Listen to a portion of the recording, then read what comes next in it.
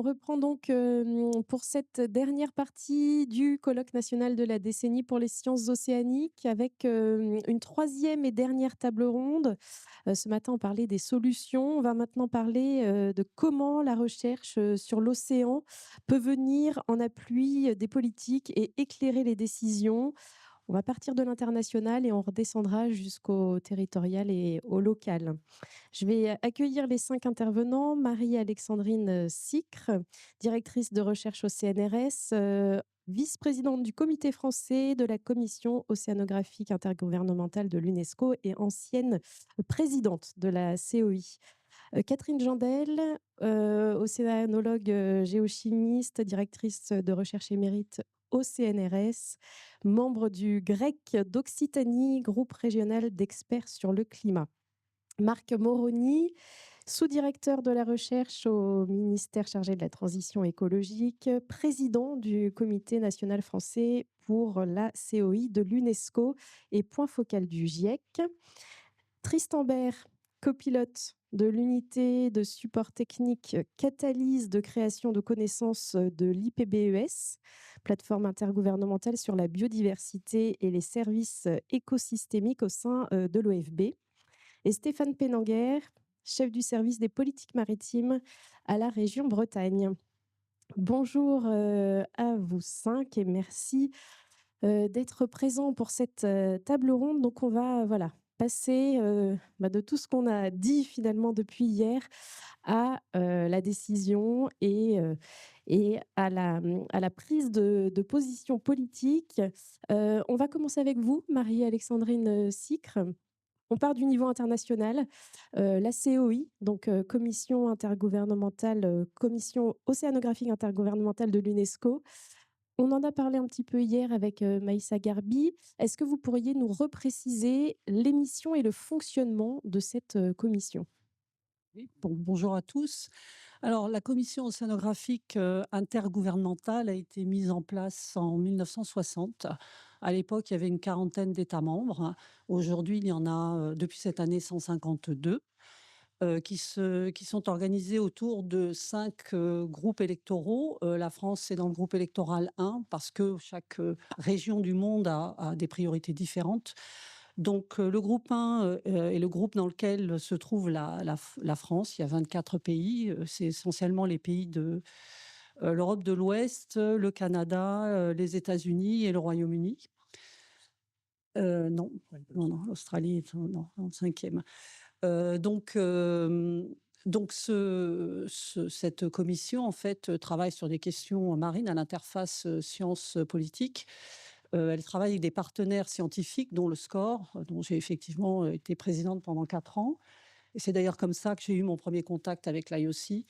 On travaille à essayer de transmettre les connaissances scientifiques à la Commission pour que les États membres s'en saisissent et pour pouvoir mettre en place une réglementation, enfin des réglementations à l'échelle globale, enfin à l'échelle, oui, globale, puisque c'est un cadre multilatéraliste. Et donc, mais pas seulement, parce que je donnerai un exemple aussi d'action concrète. Hein. C'est pas seulement de la réglementation. On s'arrête pas nécessairement non plus à simplement la mise en place d'un cadre juridique de travail. Et donc dans cette, je ne sais pas s'il y a Alors, ça si on a défile, vu mais passer, parce que il y a ça viendra tout à l'heure. voilà, alors je vais parler des missions. Donc le travail en fait de cette commission, donc il y a un secrétariat d'environ 60 personnes, 30, la moitié sont en CDD et l'autre moitié c'est des employés de l'UNESCO. Cette commission en fait a pour objectif de mettre en œuvre les décisions et les résolutions qui sont prises lors d'AG, qui se tiennent tous les 2 ans pendant les années impaires. Et donc, on a ce qu'on appelle un action paper avec des décisions et des résolutions qui sont préparées pendant toute l'année. Hein. Les gens travaillent en continu, mais pendant l'AG, on décide, on vote, et les décisions et résolutions sont adoptées, et ça permet de travailler. Pendant l'année, enfin entre 2 sessions, on a des groupes de travail éventuellement qui se mettent en place sur des programmes ou sur des aspects du plan de travail de la commission. Et donc, à ce moment-là, on a un appel à experts et chaque pays propose des experts en fonction de ce qui est demandé comme domaine d'expertise. Et donc, concrètement, il y a plusieurs divisions. Donc, il y a une partie de la mission qui consiste à mettre en œuvre des programmes scientifiques de l'IOC. Une autre qui a pour objectif de travailler enfin, ce qu'on appelle Goose.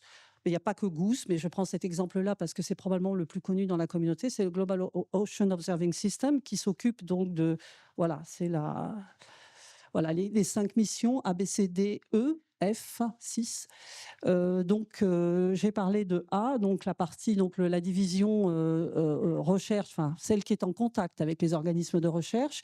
Tout ce qui concerne donc l'observation et l'archivage des données, donc Goose, mais il n'y a pas que Goose, j'ai cité d'autres exemples. Ensuite, il y a le développement, l'utilisation des données archivées. Donc là, le C qui travaille à développer des services ou des systèmes opérationnels à partir des données qui sont archivées. Actuellement, il y a un gros travail de réforme de Goose et de réforme de l'architecture des données pour être plus efficace vis-à-vis de la mission C qui est le développement de services, comme j'étais en train de le dire, mais aussi de systèmes d'alerte précoce. C'est l'exemple que je donnerai ensuite. Ensuite, on a tout ce qui est évaluation. Donc, on connaît IPCC, peut-être un peu moins WOA, le World Ocean Assessment, qui fait l'état des connaissances sur un cycle de 5 ans aussi, sur tout ce qui concerne l'océan, pas seulement la recherche fondamentale, mais aussi le transport maritime, l'énergie, enfin, etc. L'ODD 14 pour ce qui est de l'agenda 2030. Et puis ensuite, on a sur la mission E, donc qui elle est vraiment le cadre juridique, c'est-à-dire on connaît l'agenda 2030, l'accord de Paris, BBNJ qui vient d'être enfin entré en action, et bien d'autres. Et ensuite, on a les aspects Ocean Literacy, éducation, communication, parce que, comme on l'a dit tout à l'heure, l'IOC est une commission de l'UNESCO qui a une mission éducation. Et finalement, au centre, le renforcement de capacité, parce une des missions principales de l'IOC, c'est aussi de faire de la transmission d'expertise vers les pays enfin, en émergence pour pouvoir se positionner vis-à-vis de toutes les missions, c'est-à-dire l'archivage, les systèmes d'alerte, etc. Est-ce que j'oublie rien? Non, je pense que j'ai Voilà, fait le donc ça, tour de ce la sont question les sans rentrer dans. missions. Vous avez parlé justement d'exemples concrets qui concernent ces pays en développement. Oui, alors là, le travail se fait à l'échelle régionale. On a ce qu'on appelle des sous-commissions régionales, le Pacifique, l'océan Indien, l'Afrique, alors avec la partie indienne et atlantique, et les Caraïbes. Donc, il y a évidemment un lien entre ces commissions sous-régionales et les autres départements qui sont en fait qui correspondent aux missions que je viens d'indiquer.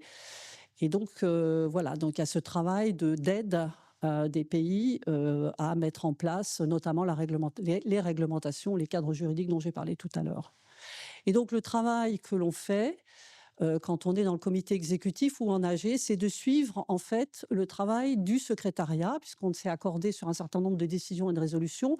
Et donc, il faut suivre que ça soit bien exécuté. Et donc, on a des réunions régulières pendant l'année à travers un organe qui s'appelle l'IFAG essentiellement maintenant, sans rentrer dans les détails de l'acronyme, pour s'assurer que tout fonctionne bien ou pour faire remonter d'autres demandes éventuellement de certains États membres. Alors, Marc Moroni, vous avez, vous, à la fois ce regard en tant que président du comité national de la COI et au ministère, point focal du GIEC. Est-ce que vous pourriez comparer les méthodes et les modes d'action de ces deux entités? Oui, pas de problème. Je décrirai pas l'émission de l'accueil, Marie-Alexandrine l'a fait, de manière, très précise et exhaustive. Ce qu'on peut dire, c'est que déjà, l'accueil est antérieure, hein, au GIEC. Elle a été, créée en 1960, alors que le GIEC, c'est beaucoup plus récent, c'est 1988. Le GIEC, est rattaché, lui, à l'ONU au travers du programme des Nations unies sur l'environnement. Il est rattaché également à l'OMM.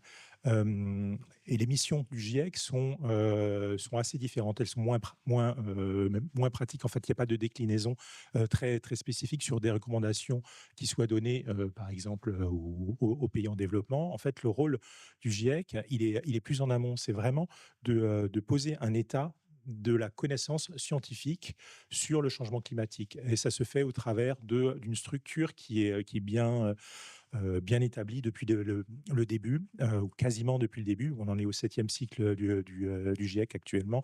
Les cycles durent en gros 7 ans, enfin 7 ans normalement. Et donc, les travaux du GIEC se structurent en 3 groupes de travail. Il y a un premier groupe de travail qui est consacré aux bases scientifiques, physiques du changement climatique. Le deuxième groupe de travail, lui, réfléchit ou fait la somme des connaissances sur les risques et l'adaptation au changement climatique. Et le troisième groupe de travail, c'est sur l'atténuation, les différents moyens pour limiter les gaz à effet de serre et le changement climatique. Voilà, donc la base du travail se fait dans ces groupes de travail où sont désignés des experts du monde entier. Il y a vraiment une volonté du GIEC d'avoir une communauté scientifique la plus large possible qui couvre tous les continents pour qu'il y ait vraiment une bonne prise en compte de toutes les communautés scientifiques dans le monde entier. Donc, il y a un gros travail qui est fait là-dessus. Donc, ces 3 groupes de travail vont produire ces analyses, ces évaluations sur la base de cadrages qui sont décidés en plénière du GIEC. J'oubliais, il y a également une task force sur les inventaires nationaux qui a été créée de manière un petit peu plus récente.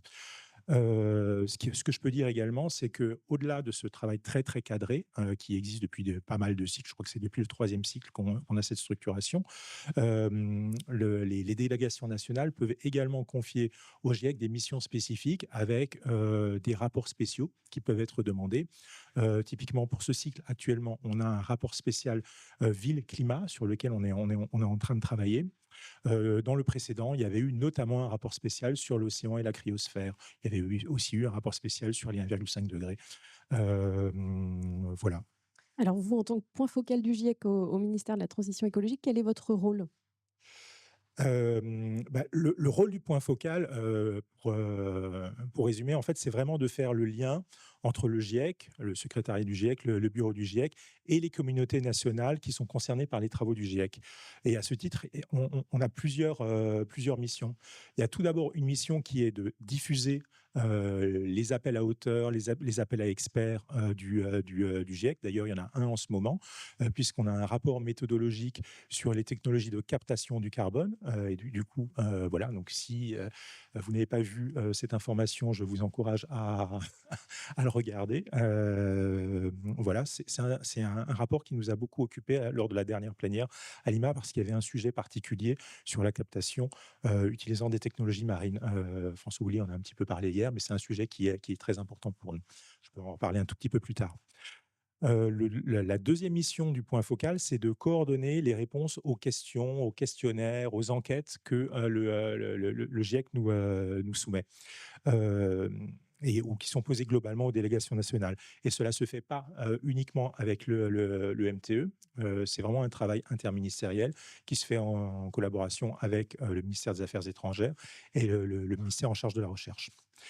Et du coup, on coordonne ce travail interministériel et on coordonne également les relectures qui sont faites des travaux du GIEC, les scientifiques. Ensuite, une fois qu'ils ont produit ces rapports, certains d'entre eux, notamment les rapports pour décideurs, reviennent vers les délégations et on est tenu d'apporter nos commentaires et des précisions qui vont être demandées aux auteurs du GIEC. Troisième mission, c'est de désigner la délégation nationale qui participe aux plénières du GIEC, donc avec la décision de lancement des travaux, le cadrage des travaux, les cadrages de tous les rapports qui sont faits et donc les validations des rapports de synthèse ou des rapports pour décideurs qui nécessitent une présentation et une décision en plénière du GIEC par consensus. Donc le rôle des délégations est vraiment important. Et donc à ce titre, le point focal fait aussi la coordination en interministérielle pour définir la position nationale et la porter, parce que je suis aussi chef de délégation, donc qui négocie avec les autres délégués du monde entier ces rapports. Et dernier élément, comme, on a un Français, Robert Bottard, qui est, coprésident du GT1 du GIEC, le point focal participe également au bureau du GIEC. Donc on prépare les travaux, avec le bureau et le secrétariat du GIEC, les documents qui seront ensuite, présentés en plénière. Voilà, donc un rôle, central. On a parlé, de la COI, du GIEC. On reste sur ce plan intergouvernemental avec, l'IPBES, Tristan Baird. Par rapport aux 2 autres, structures, quelles sont les spécificités, de fonctionnement de l'IPBES? Alors merci Marion et bonjour à tous. Alors l'IPBES, bon, la prononciation officielle, on va dire IPBES, telle qu'elle est, pratiquée. C'est donc une plateforme qui est un petit peu plus récente puisqu'elle a été créée en 2012 et elle a des points communs et avec le GIEC et avec la COI et aussi, ses spécificités. Donc, c'est la plateforme intergouvernementale, scientifique et politique pour la biodiversité et les services écosystémiques. Et donc, elle s'ancre pleinement justement sur cette interface entre science et mise en œuvre application politique. Et donc, elle intègre à la fois plusieurs fonctions. La première, la principale, et celle qui est pour le moment le plus rayonnée, c'est celle d'une évaluation des savoirs. Donc, un petit peu comme le GIEC, il va s'agir de regrouper des consortiums de scientifiques pour travailler sur la biodiversité. Sauf qu'à la différence du GIEC, l'IPBES travaille sur des évaluations qui sont avant tout thématiques. Donc, comment dire, les États membres de l'IPBES, donc actuellement il y en a 152 comme pour la COI, vont proposer des sujets d'évaluation dont l'IPBES ensuite va décider de s'emparer. Et donc, depuis la création de la plateforme, il y a eu 13 évaluations. La plus connue, c'est la première évaluation mondiale sur l'état de la biodiversité et des services écosystémiques qui a été publiée en 2019.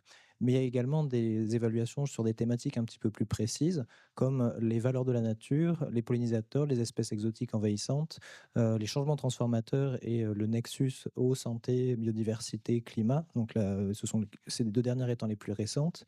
Donc l'IPBES travaille sur une dimension un petit peu plus appliquée en réponse aux besoins formulés par justement les États membres et les parties prenantes de la plateforme.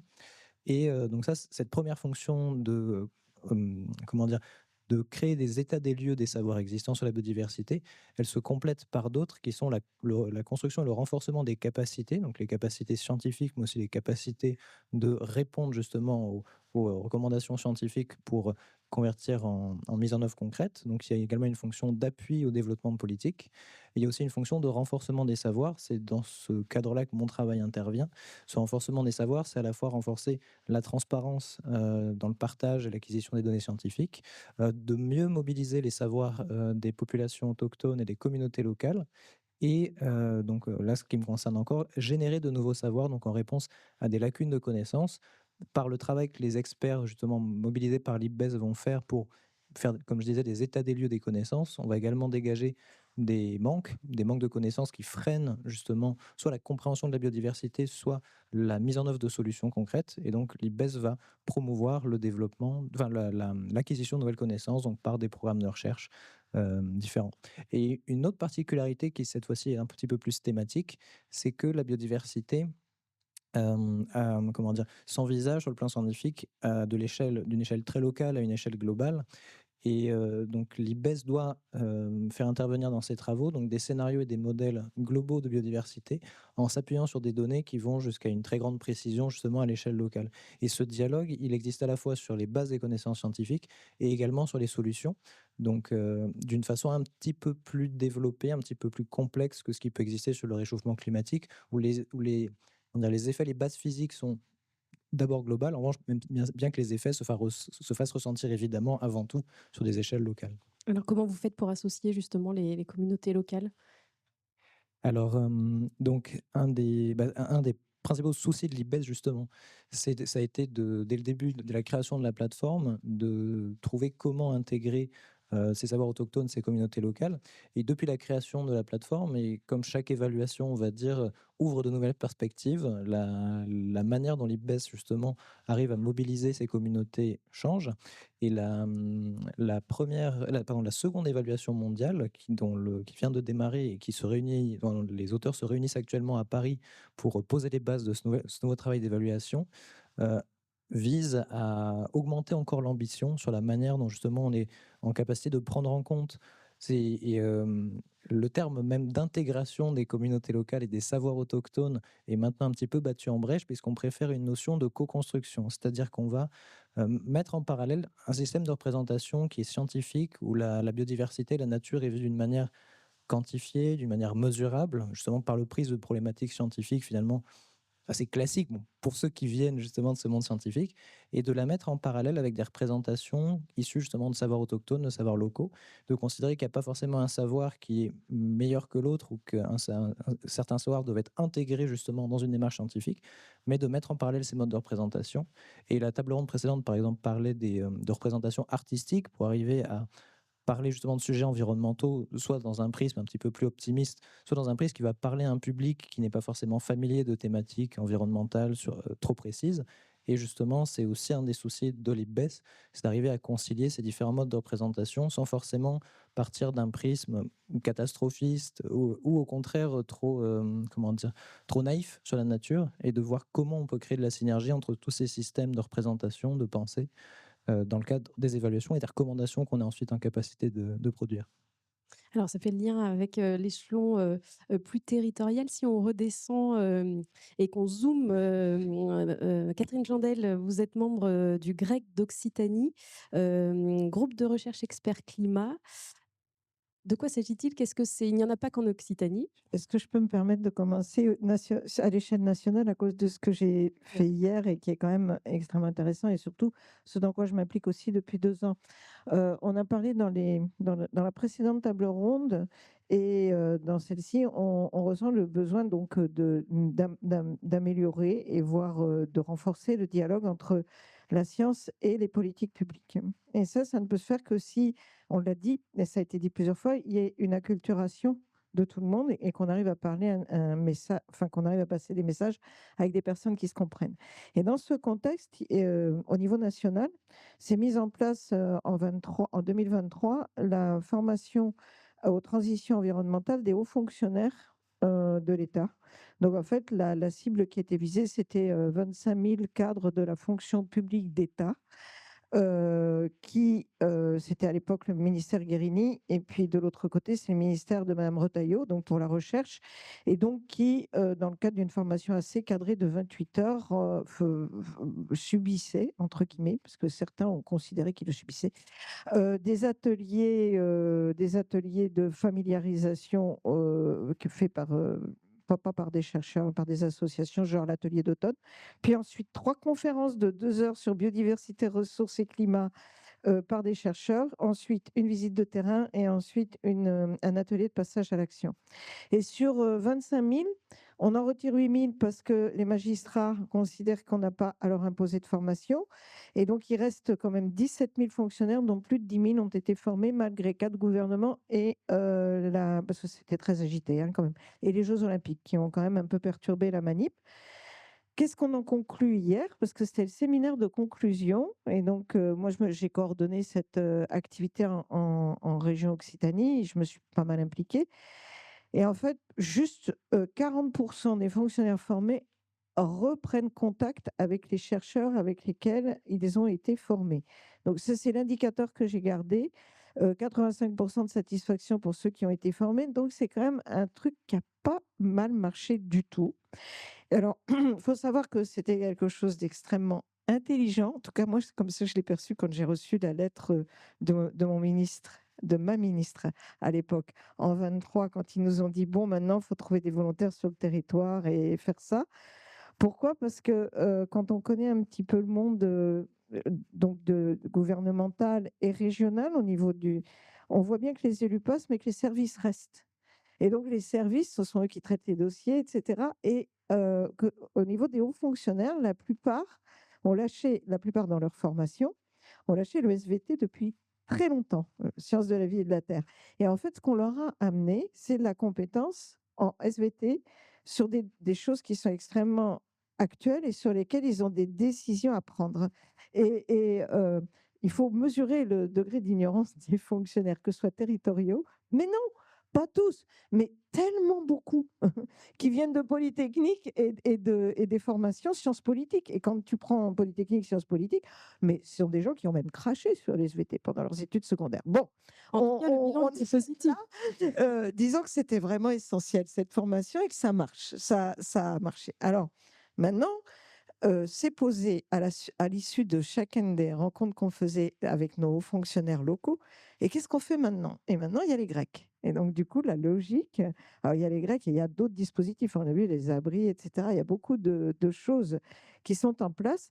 Qu'est-ce que c'est que les Grecs? Groupe régional d'experts sur le climat. Alors nous, on a ajouté biodiversité et ressources, et ce sont des groupes de chercheurs qui ont pour mission de rapprocher la décision de la politique publique de la connaissance scientifique, évidemment, au moment où la connaissance scientifique, à l'état où elle en est, parce que la connaissance scientifique bouge. Et que les choses soient faites, et ça a été beaucoup dit dans la table ronde précédente, en bonne intelligence avec la nature, avec les contraintes socio-économiques, sociétales, anthropologiques, etc.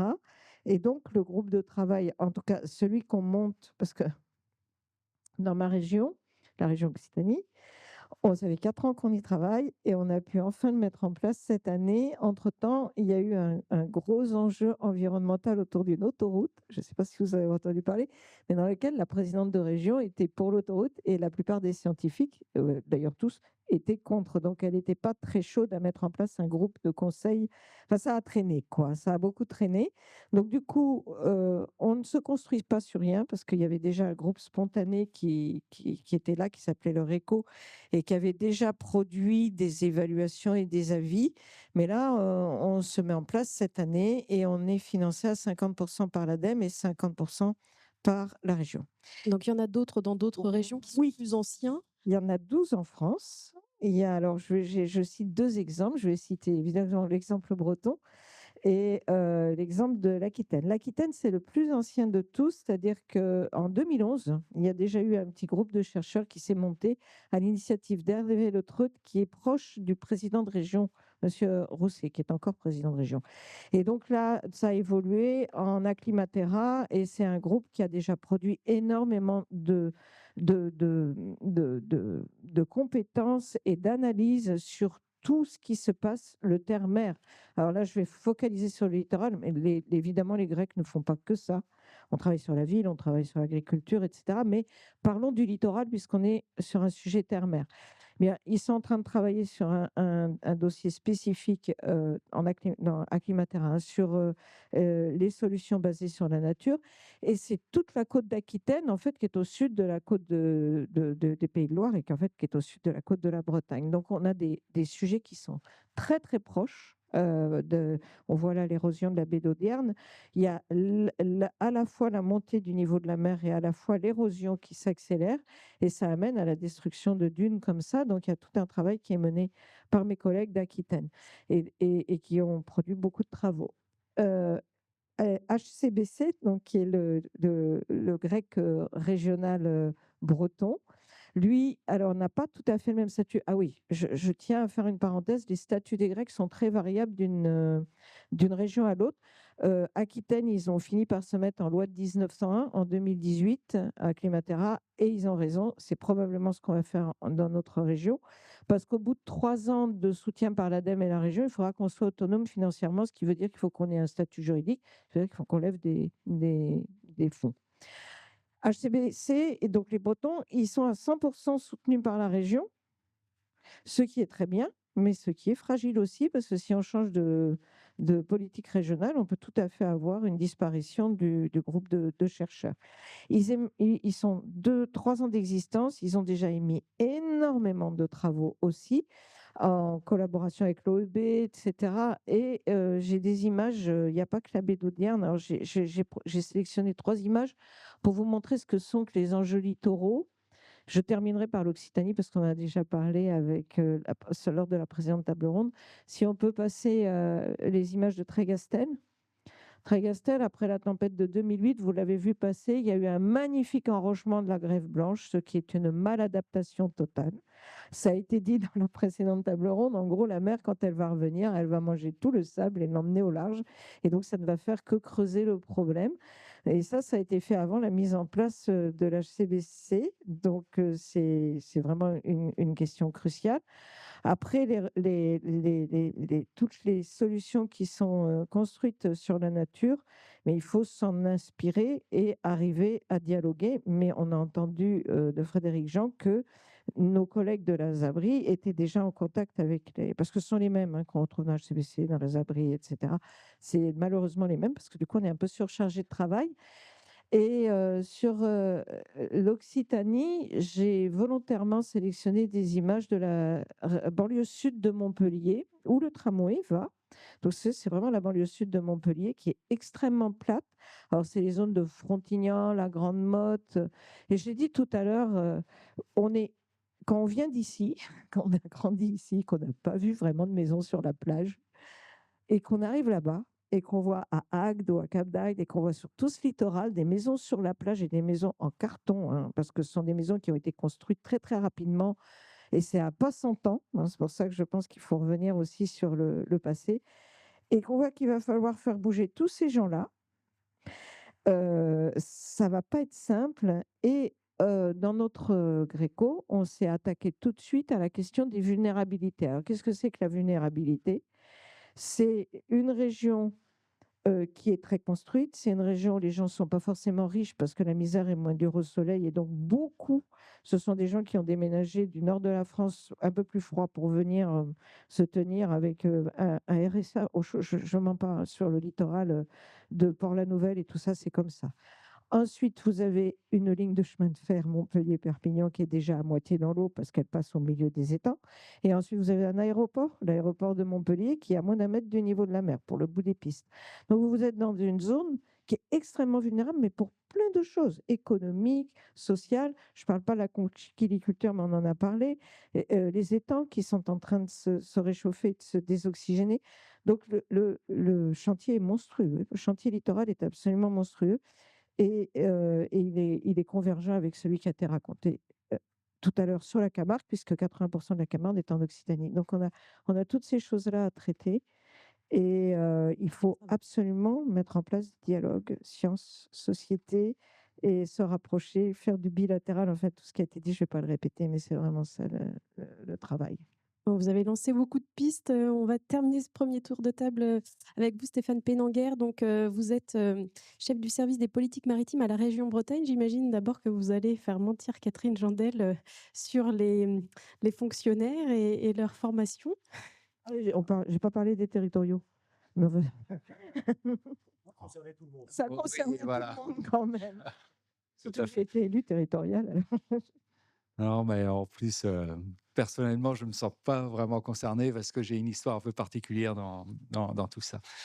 Bonjour à tous. Effectivement, moi, je suis en charge du service politique maritime à la région Bretagne, et à cette occasion-là, j'ai eu pendant 10 ans Pierre Karleskind comme élu, et donc il m'a subi pendant 10 ans. Donc voilà, on a beaucoup travaillé ensemble sur beaucoup de sujets. Alors la question maritime à la région, c'est une évidence.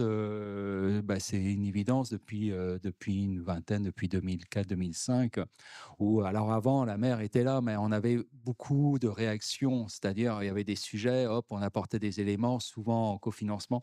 Et il y a eu à un moment donné une volonté de faire justement de cette proximité avec la mer, pas quelque chose qui coûtait en plus, mais vraiment une force. Et donc, il y a eu l'idée de développer une véritable politique maritime.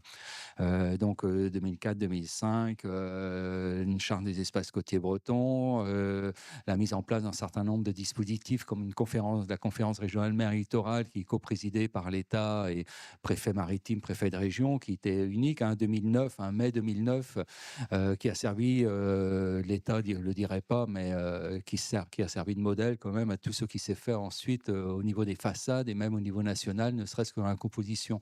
Donc, des choses qui ont été réfléchies en 2004, 2005, enfin 2006, 2007, avant les Grenelles, et maintenant le modèle Grenelle, c'est une évidence, mais on était déjà dans ces approches-là. Donc, la région, elle a développé ces aspects-là au fur et à mesure aussi des lois de décentralisation. Elle a pris des compétences. C'est-à-dire qu'à cette époque, finalement, elle n'avait pas beaucoup de compétences sur les questions maritimes. Alors, il y avait en Bretagne, on en parle beaucoup, il y avait le fameux Salby dans les années 70 qui a sorti des cartes intéressantes qu'on ressort souvent et on se dit, c'est incroyable, on n'a pas avancé. Et quelque part, c'est peut-être un peu vrai. Et donc, on a avancé sur d'autres sujets. Et donc, cette approche, au début, finalement, ce qui était comme une faiblesse, ça a été un atout parce que justement, la région n'avait pas de compétences réelles. Par contre, elle avait une chose que personne avait aussi fortement, c'était la légitimité de porter un projet politique et stratégique au niveau de la Bretagne. Et ça, finalement, ça a été un atout justement pour fédérer. Il y avait cette légitimité-là. Ça s'est fait pas toujours de manière très simple, notamment avec l'État, qui ne voyait pas forcément d'un bon œil les collectivités, notamment la région, venir sur les questions maritimes. Et voilà. Et puis, ils ont vu un intérêt au fur et à mesure, justement, de la conférence régionale mer et littoral, que finalement, c'était pas mal parce que aucun acteur n'a la compétence, la légitimité, les moyens de porter seul une politique concernant la mer. Et donc, au lieu de jouer la carte de l'opposition entre la légitimité politique, le pouvoir réglementaire et autres, combiner l'ensemble, c'était assez puissant. Et il y avait des choses que le président ou le vice-président de la région pouvait dire et qu'un préfet maritime ne pouvait pas dire. Un préfet maritime, il ne peut dire des choses ou travailler sur quelque chose que s'il a une commande qui vient de Paris. Et donc, inversement, donc il y avait cette combinaison-là. Et ça a pu se faire parce que justement, on parle beaucoup de continuum terre-mer, mais il faut parler de continuum entre les compétences réglementaires et autres, entre les acteurs publics, de continuum entre les disciplines, de continuum entre les différents acteurs. En fait, on pourrait ces continuums au pluriel. Et s'il y a un sujet, une approche un secteur qui s'y prête bien, c'est bien la question de la gestion maritime. Donc, là-dessus, on a avancé sur... Alors, l'autre aspect également dans cette dimension-là, c'est que ça peut se faire, et Fred Jean évoquait ce matin de la position des agriculteurs, qui finalement, on est dans un système, et à un moment, on peut assumer ou pas des choses. Et le fait de l'assumer, ça dépend beaucoup de l'intelligence collective qu'on a développée, c'est-à-dire une capacité à dire quelque chose et pour faire avancer les choses et bouger de ces positions qu'on a d'organisation finalement. Et donc, dans toute cette dynamique, et ce qui a beaucoup servi au niveau de la conférence régionale mer et littoral, c'est quand on a dit, en fait, on peut discuter de plein de choses, mais à la fin, et ça a rassuré beaucoup, notamment le préfet maritime, à la fin, il y a un seul qui décide, parce qu'on n'est pas là pour rediscuter les compétences des autres et des uns et des autres, parce qu'on n'en finit pas. Il y a un qui est compétent, lui, il décide, il peut décider seul, il va signer, il va engager sa responsabilité, mais il peut aussi décider et signer et prendre cette décision après avoir discuté avec tout le monde. Et l'idée, c'est pas de remettre en cause sa compétence, mais bien de voir comment on peut la mettre en scène dans une démarche collective. Donc, au niveau de la région, on a donc monté un certain nombre de choses. Aujourd'hui, au niveau du service, on travaille beaucoup sur les questions de trait de côte. On pourra en parler, on en parle beaucoup. D'éducation à la mer, c'est sans doute une des politiques qu'il faudrait maintenir et développer. Et malheureusement, dans le contexte actuel, je pense que c'est une des politiques qui est les plus menacées aujourd'hui. Et on pourra reparler aussi des instances de concertation qui existent. On en a parlé dans la précédente table ronde. Regardez-les bien parce que, pareil, ce seront probablement les prochaines, les premières qui vont disparaître dans le contexte actuel. Alors, on a vu les enjeux sur les questions de Césaire, par exemple. On a un Césaire en Bretagne qui est très puissant, enfin très compétent et qui sort des études sur les questions maritimes très, très, très intéressante. Nous, on s'inspire beaucoup. On n'est pas les seuls parce que dans la première version de la stratégie nationale méritoire, j'avais constaté qu'il y avait 2 pages qui étaient copier-coller des travaux du Césaire et Bretagne. Donc, ça faisait plaisir. Mais Hervé Moulinier, qui est dans la salle, connaît très bien tout ça pour avoir siégé longtemps au Césaire. Et donc, on travaille sur les questions d'éducation à la mer, les questions de trait de côte, de formation, les questions de propulsion vélique qui émergent actuellement, mais on n'a pas le monopole. J'ai des collègues qui travaillent sur les questions de pêche, aquaculture, d'autres sur le portuaire, d'autres sur le transport vers les îles. La région Bretagne a une quinzaine de bateaux pour le transport vers les îles. Et donc tout ça, on est amené, quand on agit, finalement, à mettre en place, on accompagne nos élus dans la définition de politique, de stratégie, l'élaboration, la mise en œuvre, l'évaluation. On les accompagne également sur toutes les questions quand ils interviennent et ils sont interpellés, soit sur les situations de crise. C'est important l'acteur public, c'est quelqu'un, et les élus notamment, ce sont des gens de l'instant, j'ai envie de dire. C'est-à-dire qu'on les interpelle quand il y a un sujet, quand il y a un problème, et on attend d'eux une réponse rapide. Et donc, on les accompagne donc, sur les événements, sur des sujets de ce type-là. Et dans toute cette dynamique-là, finalement, on est amené à mobiliser la connaissance. C'est toujours un peu frustrant parce que je disais, quand on a une situation qui se présente, alors il faut anticiper. La meilleure façon, c'est d'utiliser une connaissance et utiliser celle qui est déjà disponible, prêt à l'emploi. Prêt à l'emploi, ça veut dire qu'elle soit aussi utilisable dans une décision publique, d'action publique, ce qui n'est pas forcément toujours évident. Et puis, si on n'a pas de connaissances, là, on a, surtout dans le contexte actuel, la nature n'aimant pas le vide, il y a plein d'a priori, plein de choses qui prennent le dessus. Et donc, c'est pas évident. On a évoqué la frustration que peut avoir l'action publique, les décisions. Les décisions ne reposent pas uniquement sur la connaissance.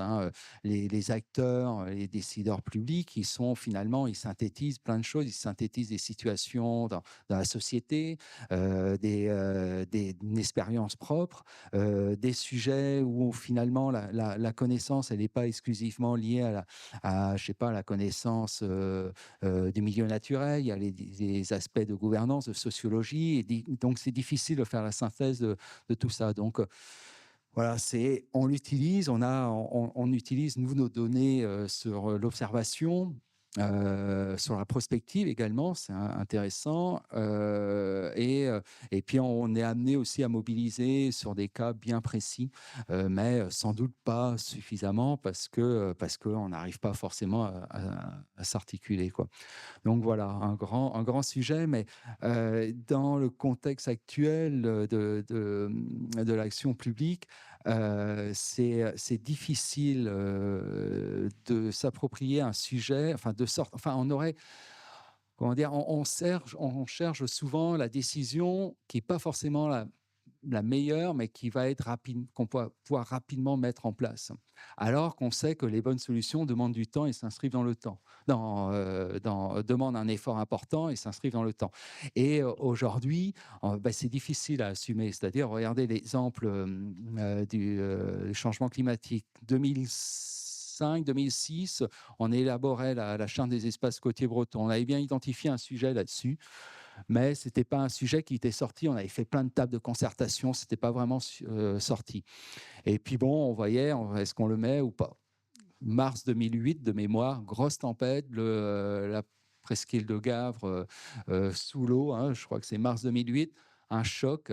L'objet, il s'est invité dans l'espace public, dans l'espace de l'action publique. Et là, on peut se l'approprier, on peut le prendre, on va pouvoir le traiter. On l'a inclus et regardez ce qui s'est passé. Finalement, à chaque tempête, la mobilisation s'accentue à un point tel que la question du changement climatique a pris le dessus sur la biodiversité.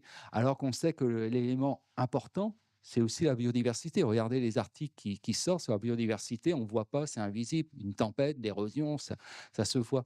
Et donc ça, c'est aussi un sujet à prendre en compte. Est-ce que finalement, il y a ce paradoxe que plus on se rapproche des territoires, plus on est en prise directe avec les décideurs, mais en même temps, plus on est aussi contraint par diverses pressions, injonctions, Catherine Jandel? Ah oui, tout à fait. En fait, c'est ça qui est très, très intéressant dans nos métiers. Moi, je suis océanographe hauturière au départ. Et quand on se rapproche des enjeux locaux, on voit. Alors, donc, l'hauturier, ce sont les gens qui vont faire comment fonctionne le climat, le lien entre l'océan et l'atmosphère pour le climat, etc. Donc, tous les grands enjeux du réchauffement climatique, par exemple, qui est complètement mondial. Et on arrive avec cette pression externe qui est vraiment paramount, comme disent les anglo-saxons, ce terme-là est vraiment important. Et puis maintenant, il faut le décliner sur, à la maille des Pyrénées, du littoral de Perpignan ou de Montpellier. Et puis, il faut après le décliner ici, à la maille des Monts d'Arrée. Il faut le décliner à la maille de la presqu'île de Crozon. Et là, ça devient extrêmement compliqué parce que là, les conflits d'usage, les conflits d'intérêts c'était comme ça depuis toujours, on ne voit pas pourquoi ça changerait. Et c'est ce qui devient prégnant. Et là, d'un seul coup, notre France qui, depuis des années, forme les gens de façon assez cartésienne en silo et a mis en place des dispositifs en silo où il y avait la Terre sans ces humains, et puis d'un seul coup, on s'aperçoit que la Terre, il y a des humains dessus. On doit mettre les deux en même temps, enfin en dialogue, et ça fait appel. Dans le groupe d'experts sur le climat, ce ne sont que des chercheurs, celui dont je m'occupe, et d'ailleurs à Climatera et HCBC aussi. Et il y a 50% de collègues de sciences humaines et sociales. Si on n'a pas de sociologue, si on n'a pas d'anthropologue, si on n'a pas de géographe, si on n'a pas des gens qui sont capables de faire un focus et d'aider à comprendre qu'est-ce qui va se passer. Est-ce que les villages qui sont à 10 km à l'intérieur des terres sont prêts à accepter les gens qui vont migrer depuis le littoral? Encore une fois, hein, quand le littoral est très très peuplé, c'est des questions cruciales. Eh bien, est-ce qu'ils sont prêts? Est-ce qu'ils sont disposés? Est-ce qu'ils ont l'infrastructure pour ça? Comment ça va se passer, etc. Comment on va déménager? Comment on fait reculer? C'est une des stratégies de faire reculer pour rendre le territoire à la mer et pour que la mer fasse ce que on espère qu'il se passe en Camargue, mais qu'il se passe aussi entre Frontignan et Sète. Il y a une route qui a été déviée. La dune, elle s'est reconstituée en 5 ans. Donc ça va très très vite en fait. Mais là, il y avait pas de population. Donc c'était assez facile de dire, ah bah tiens, on va couper la route. Et je ne dis pas que le travail de mes collègues a été facile, hein, mais c'est beaucoup plus facile que quand il y a autant d'habitants qu'à la Grande Motte. Qu'est-ce que vous faites? Faut vraiment se rendre compte de la surpopulation de cette côte. Et donc voilà, donc c'est pour ça que les enjeux deviennent très complexe en termes scientifiques. Et c'est pour ça aussi que le discours du scientifique doit à la fois être rendu accessible et surtout tenir bon face à ce qui a été très bien décrit par mon collègue de la Tour du Valais. On était là avant, on savait faire, et puis maintenant, vous êtes en train de nous proposer des solutions qui vont détruire ce qu'on a toujours fait. Mmh. Marc Moroni, quelle vision justement vous avez sur ce paradoxe du point de vue du ministère? Peut-être juste un mot. Je pense qu'il faut vraiment avoir en tête que quand on mobilise des scientifiques, que ce soit dans les plateformes intergouvernementales ou à un niveau plus local, ce ne sont pas eux les décideurs. Il ne faut pas non plus leur renvoyer une décision. Ils font des recommandations, ils font une analyse scientifique précise avec des recommandations, mais ensuite, il y a souvent d'autres considérations qui sont à prendre en compte. Voilà, donc il ne faut pas renvoyer systématiquement aux scientifiques les difficultés qu'on peut avoir et puis la responsabilité qui doit rester aux politiques, que ce soit au niveau national, mais également au niveau régional. Du coup, ce qu'on fait au niveau du GIEC ou d'autres plateformes, ça doit vraiment éclairer les décisions au niveau national, mais aussi au niveau régional, voire au niveau communal. Voilà. Du coup, ce que vient de dire Catherine aussi sur la relation au niveau local est vraiment importante. On a parlé à plusieurs reprises de maladaptation, on en a parlé hier, on en a parlé aujourd'hui. Je n'ai pas forcément de bonnes solutions, mais cette question est vraiment cruciale pour savoir ce qu'il faut faire au niveau local et éviter qu'on se retrouve à avoir des prises de décision qui sont contradictoires et qui ne font pas avancer les choses. Enfin, en tout cas, au niveau national, on essaie de prendre nos responsabilités, on essaie de donner des outils qui permettent à tous les niveaux de l'État d'arriver à prendre ces décisions. Donc, il y a la formation dont on parlait tout à l'heure. On a mis en place des outils avec DRIAS, Explore 2, avec des déclinaisons qu'on essaye de faire à un niveau local sur qu'est-ce qui va se passer à l'avenir, quelles vont être les évolutions du climat et des ressources en eau à un niveau local de plus en plus fin. Mais in fine, il y a quand même une responsabilité qui reste aux politiques au niveau local. Voilà, je ne peux pas dire grand-chose d'autre. Marie-Alexandrine Sicre, qu'a changé finalement la décennie pour les sciences océaniques en termes de mobilisation de la communauté scientifique et en parallèle des décideurs? Alors bon, je pense que, et c'était relativement inattendu, au moins le taux de succès de la décennie, c'est qu'elle a réussi à mobiliser la communauté scientifique autour de ce concept de co-construction. Alors, qu'est-ce qu'il y a derrière? En fait, on l'a dit tout à l'heure, il y a de la connaissance qui est produite au niveau scientifique, elle est publiée, les données sont archivées, mais en tout cas du point de vue du scientifique, généralement, ça s'arrête là. Or, dans la donnée comme dans la connaissance, il y a une autre valeur que simplement la valeur scientifique, c'est cette valeur sociétale, c'est-à-dire qu'est-ce que la donnée peut apporter au-delà de la connaissance académique et donc, et notamment dans la recherche de solutions. D'où cette idée de co-construction où le scientifique alerte, mais il a aussi il a aussi une partie de la réponse, pas complètement. Et donc, on a besoin de se mettre autour de la table avec un objectif qui est une question scientifique posée. Ça peut être zéro plastique en 2030 dans les rivières françaises. Ça, le scientifique ne peut pas régler cette question-là seul. Par contre, il a des choses à dire. Et donc, cette notion de co-construction que promeut la décennie, c'est ça. C'est-à-dire mettre les gens autour de la table pour rechercher des solutions, chacun ayant une partie de la solution et en même temps, peut-être aussi produire de la connaissance interdisciplinaire, parce qu'on a parlé jusqu'à maintenant de connaissances disciplinaires, mais on produit aussi de la connaissance en faisant ça, et elle est utile. Donc la décennie, je pense, a mobilisé, ou en tout cas fait prendre conscience aux chercheurs qu'ils avaient un rôle à jouer dans la recherche de solutions de cette manière-là. Et elle a réussi à déclencher, à travers les appels à action, qui veulent bien dire ce qu'ils veulent dire, qu'il fallait s'engager et pas seulement faire le constat que ça n'allait pas, mais aider à chercher les solutions parce qu'on a un rôle à jouer dans ça aussi. Et donc, j'ai pas eu le temps de le faire tout à l'heure, mais je voulais parler de ce que fait l'IOC, parce qu'il y a aussi de l'action indépendamment de la décennie, puisque bon, l'IOC a été mandaté par les Nations Unies pour s'occuper de mettre en œuvre l'ODD 14. Donc la décennie, c'est un mécanisme. Il y a tout le travail qui est fait depuis longtemps, hein, et donc ça n'a fait que finalement amplifier, je dirais, la décennie. Bon, mobiliser la communauté scientifique au sens, enfin, ça a amplifié ou plutôt ça a déclenché, voilà, cette prise de conscience, déclenché ce mouvement qui est assez bien engagé.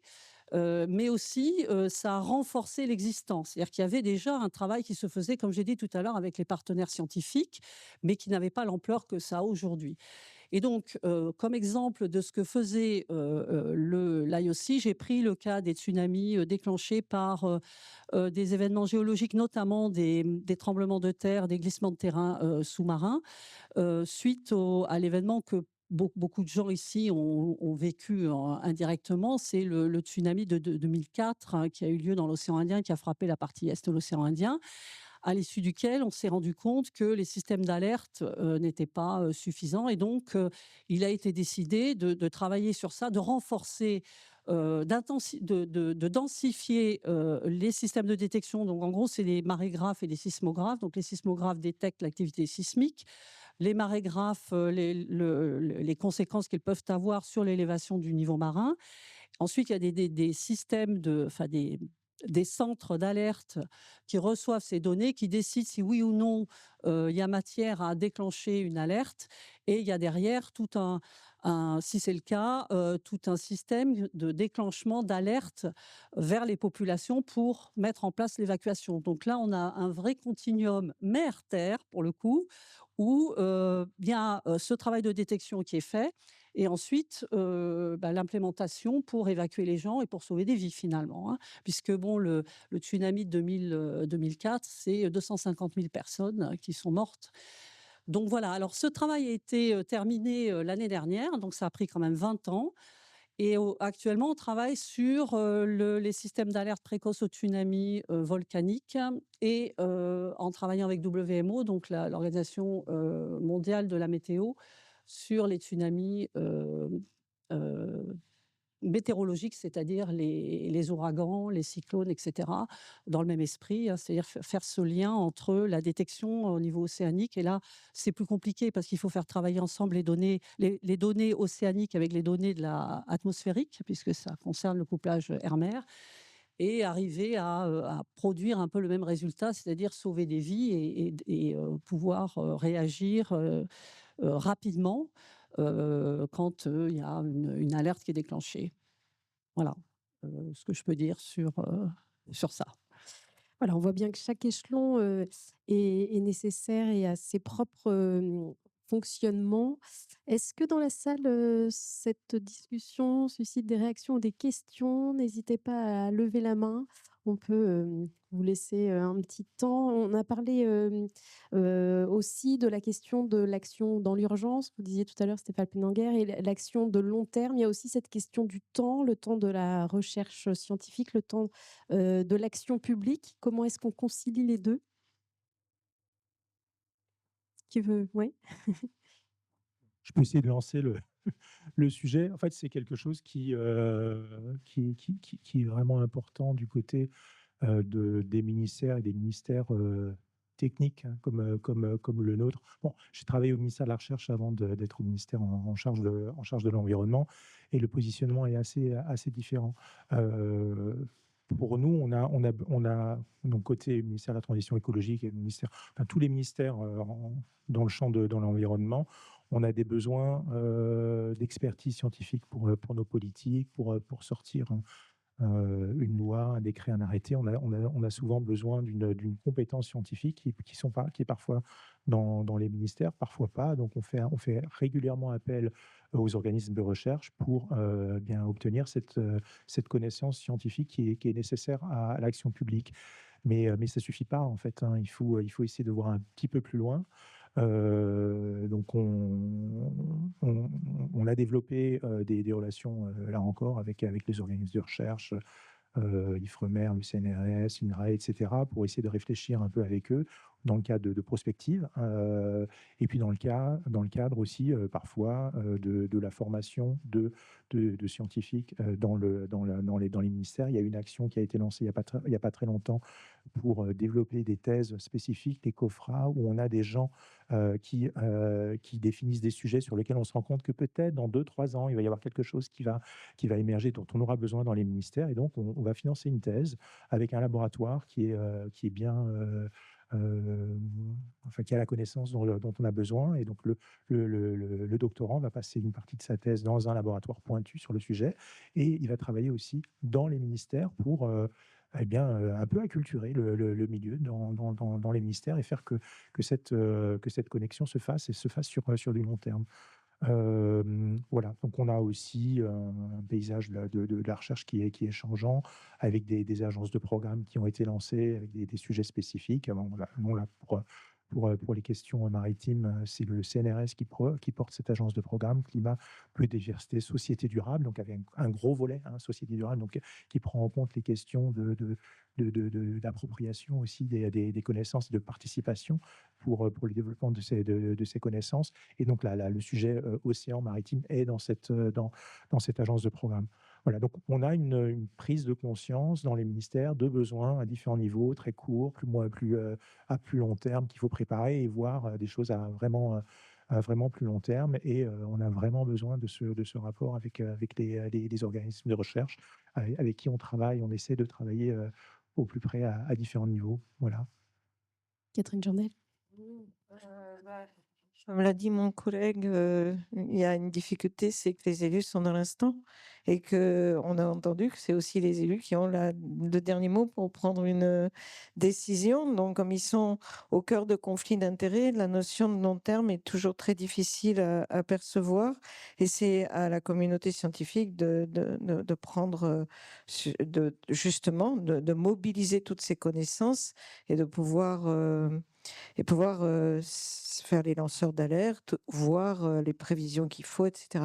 Et justement, enfin, je trouve qu'il y a un exemple extrêmement parlant en Bretagne. Je vais parler de quelque chose qui dérange, hein, c'est à peu près sûr, mais ça fait les premières mesures de nitrate que j'ai fait dans l'eau du Douro, elles datent de 79. Et les premiers blooms d'algues vertes à peu près de la même période. 79, ça commence à dater. Et là, le long terme n'a pas vraiment été efficace. Pourtant, je pense qu'il y a beaucoup de gens de bonne volonté qui ont signalé ou qui ont que c'est un conflit d'usage terre-mer. Je ne vais pas redétailler hein, toutes les difficultés qu'il y a autour des algues vertes, mais au bout du compte, il y en a vraiment beaucoup et la situation du littoral est étouffée par ces algues et il y a des procès. Enfin, ça ne s'arrange pas et pourtant, on en parle depuis très, très longtemps puisque j'avais un colorimètre, au laboratoire et donc comme, je savais faire, j'ai été saisie pour faire des mesures de nitrate. Je me rappelle, mes prélèvements, c'était en 79. Donc c'est vraiment très, très pas nouveau et donc ce long terme, il est quand même difficile à percevoir par les enjeux politiques, parce qu'on était en parallèle dans le même développement de l'économie de la Bretagne sur l'agriculture intensive. Et les deux sont en conflit, et c'est pas nouveau, ça continue, c'est pas réglé. Donc peut-être que Mais mon donc, collègue a des éléments là-dessus, mais je pense que ça nous dépasse complètement, en fait. Et c'est un vrai problème que ça nous dépasse, parce qu'il y a tout un littoral qui est très en danger. Stéphane Pédenguer, vous vouliez réagir tout à l'heure à la question du temps. Je ne sais pas si c'était à la question des algues vertes. Non, après, on va pas. Enfin, déjà, je ne suis pas ces aspects-là. Ceci dit, je pense qu'il y a un sujet de fond, c'est que tout le monde voit bien les solutions. Après, qui les assume, qui les paye, ça, c'est un autre sujet. Parce que tout à l'heure, on parlait des agriculteurs. Je pense que sur ce territoire-là, il y a des gens, ils savent, il y a des conditions qui font qu'il faut très peu de nitrate pour basculer dans une situation d'algues vertes. Et puis, ben, on sait que sur un certain nombre de territoires, peut-être que l'agriculture, il faudrait euh, qu'il n'y en ait plus, du moins comme ça. Et puis, on parle du facteur temps. Mais je ne veux pas ouvrir le sujet parce que déjà, c'est pas mon sujet. Non, je voulais rebondir sur le lien, comment faire. Et comme, enfin, j'avais la même approche que vous, c'est-à-dire que il faut qu'il y ait en fait des passeurs de frontières entre les deux, et ça à tous les niveaux, parce qu'il n'y a aucune décision qui est uniquement mondiale, européenne, nationale, locale et autres. En fait, on est toujours, et ça c'est un autre point également, il faut qu'il y ait, je parlais tout à l'heure d'intelligence collective, il faut aussi une conscience collective, c'est-à-dire il faut qu'on ait des réflexes collectivement, c'est-à-dire que on va réfléchir à une échelle, à la région, le local. Et en fait, il faut jouer encore une fois continuum entre tout ça. Tout doit se combiner. J'évoquais tout à l'heure, on réinvente, on a tendance à oublier ce qui se met en place. Je parlais du Césaire, au niveau de la Bretagne, on a des GALPA, groupes d'action locale, pêche et aquaculture. C'est le volet territorial du FERMPA, Fonds européen des affaires maritimes, la pêche et l'aquaculture. C'est du leader, si vous voulez, mais qui est adapté aux maritimes. On est sans doute la seule région en Europe à couvrir l'ensemble de notre littoral, et c'est pas les communes de la loi littorale, c'est bien les pays, c'est-à-dire une profondeur comment dire, dans les terres, et ben, c'est pas parfait, c'est vrai, c'est pas parfait. Le Césaire, c'est pas parfait. En fait, il faut combiner ces aspects-là, et on a souvent en train de dire, on dit, enfin, je prends ces exemples-là, il y en a d'autres, hein, le HCBC, c'est pas parfait non plus. Et donc, on a souvent le réflexe de dire, bah, c'est ouais, mais bon, c'est pas génial. Non, mais en fait, ces objets-là, ils sont là. Quand ils seront plus là, voilà, on sera déjà dépourvu. Et ces objets-là, ces instances-là, elles seront ni plus ni moins ce qu'on voudra en faire collectivement. On se les saisit, on peut bouger. Moi, j'ai participé à des travaux, enfin des débats, que ce soit au Césaire, entre des syndicats, entre des scientifiques, entre des représentants des retraités de la Marine nationale, entre des gens du secteur économique. C'était quand même très, très riche, quoi. Sur les GALPA, Yves-Marie siège au GALPA du pays de Brest. Il y a des débats quand même qui sont extraordinaires. Et il faut développer cette intelligence à tous les niveaux, parce qu'il n'y a aucune solution qui est, encore une fois, au niveau local ou au niveau national. Tout ça, ça doit se combiner. Il y a même beaucoup d'actions et on a tendance à attendre de la région, de l'État, du national, qu'on nous donne des choses. Or, non, non. Et c'est un réflexe, là aussi, dire qu'est-ce qu'on peut faire, nous, à notre niveau, et comment on peut agir. Et au-dessus, les instances au-dessus doivent s'organiser pour apporter les conditions nécessaires pour qu'il y ait cette initiative-là et ces capacités à faire. Or, faire ça, c'est aussi quelque part une remise en cause des débats, des échanges, des rapports de force qui peuvent exister et du pouvoir. Et encore une fois, si on rassure, si on a les principes collectifs, on va pouvoir développer cette intelligence collective. L'éducation à la mer, je disais, souvent je dis ça, s'il y a une politique à garder, c'est celle-là. Comme je disais, c'est sans doute la plus menacée. Pourquoi ? Parce qu'en fait, elle va permettre d'apporter des solutions, justement, contribuer à cette conscience-là, que ce soit au niveau des décideurs, des élèves, des enfants, enfin, de tout le monde. Et puis, ils vont intégrer le sujet, la complexité, parce que si les solutions étaient simples sur la gestion de la zone côtière ou milieu marin, on les aurait trouvées depuis longtemps. C'est des sujets complexes, on ne peut pas les gérer comme ça, de manière binaire, et on aime bien être binaire en ce moment, bien, pas bien. Et ça manque, on est dans une société qui manque de nuances, d'ailleurs. Et la nuance, d'ailleurs, ça ennuie. Les scientifiques, ils s'ennuient parce qu'ils ne donnent pas une réponse super claire. C'est compliqué. Qu'est-ce qu'on fait ? On commence à zapper sur nos téléphones. Enfin, je referme la parenthèse, mais l'éducation à la mer, justement, va permettre d'éviter que des problèmes apparaissent. Développer cette conscience, et puis on va avancer sur des choses et pouvoir justement mobiliser les gens et autres. Le problème, je parlais de comment un sujet aujourd'hui vient dans l'espace public, devient un sujet d'action publique. Il faut qu'il y ait à un moment une mobilisation de l'opinion publique là-dessus. L'éducation à la mer et d'autres politiques qu'on anticipe, qu'on va inscrire dans le temps, c'est des choses qui ne vont pas se voir. Il n'y aura pas de crise et autres, ou moins. C'est difficile à vendre parce qu'en plus, des fois, les effets dépassent la durée des mandats. On peut dire ce qu'on veut, les élus, ils sont élus pour un mandat. Et c'est normal qu'à un moment, on va travailler à cette logique-là, à cette approche-là. Les scientifiques vont avoir une autre référence. Les agriculteurs, et eux, ils vont travailler sur leur production à l'année. Et puis, s'ils ont des enfants qui vont reprendre leur exploitation, ils vont s'inscrire dans cette logique-là. Les pêcheurs, c'est la même chose. Et c'est normal, il faut accepter tout ça.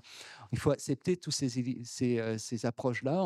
On n'occupe pas la même place, on n'a pas les mêmes préoccupations. Il faut accepter ça, il ne faut pas les ignorer, il ne faut pas les dénoncer. Il faut construire avec et amener et voir comment on peut travailler.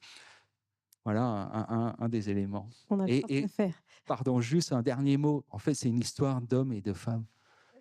Ni plus ni moins. On peut développer des observations et il faut continuer, il faut le faire, il faut pouvoir à produire tout ça. Mais à un moment, il faut des relais, des passeurs de frontières. Et ce sont des hommes et des femmes qui, à un moment, ont été dans la recherche, qui sont passés du côté obscur en allant dans l'action publique, parce que c'est un peu comme ça, je le sais, je l'ai vécu.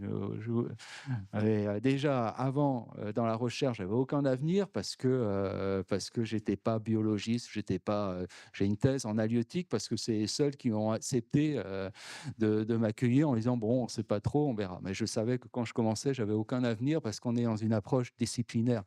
Si je remonte un petit peu avant ma thèse, j'ai eu la chance de faire des études dans un pays ou une formation où, contrairement à ce qu'on peut faire, on aborde en France, et je dénonce pas, hein, mais c'est juste pour la complémentarité. En fait, on est économiste de la mer, droit de la mer, on biologiste de la mer. Moi, j'ai eu la chance de visiter toutes ces disciplines via la mer. J'ai fait de l'anthropologie, j'ai fait du transport maritime, j'ai fait du droit de la mer, j'ai fait la gestion des pêches en fait, je suis minable dans tout, mais je suis à peu près capable de parler avec tout le monde. Mais ça, j'avais aucun avenir en la recherche en France et du coup, mais je suis aussi un un cas à part dans l'action, collective, enfin dans l'administration des collectivités parce que pareil, je rentre pas forcément dans les cadres, mais je pense et je veux pas dire que je suis un modèle à suivre, mais l'expérience montre que justement et c'est important de pouvoir essayer de parler avec tout le monde et de faire du lien et c'est des histoires de personnes, en fait. On en vient, à ça. Tristan Bert, vous vouliez réagir depuis tout à l'heure? Oui, merci. Non, c'est, bah, une espèce de petite synthèse qui me vient après, tout cet ensemble d'interventions. Je trouve qu'il y a un terme qui est central à tout ce qu'on évoque depuis tout à l'heure, c'est celui de légitimité et aussi également d'acculturation, de confiance. La table ronde précédente parlait de, cesser d'utiliser des approches en silo et le concept de légitimité, c'est la légitimité de poser les questions, d'apporter de la donnée pour y répondre, de formuler ensuite des recommandations, de s'approprier ces recommandations pour développer des solutions et chaque étape mobilise des acteurs différents et Marc évoquait aussi tout à l'heure le fait que, le rôle du scientifique, c'est un rôle qui, à la fois, hem, accompagne l'ensemble de ce processus-là, mais n'a pas pour vocation non plus de développer complètement les solutions. Mais et si on prend le cas de la biodiversité comme celui du climat, l'historique montre que les scientifiques ont aussi joué le rôle de lanceurs d'alerte sans forcément qu'il y ait de commandes politiques et on crée en fait, c'est un peu cet effet d'entraînement entre, un constat scientifique qui va avoir une pertinence sur le plan politique et ensuite il s'agit de créer justement cette confiance, de trouver qui sont les acteurs qu'il faut contacter pour apporter cette information.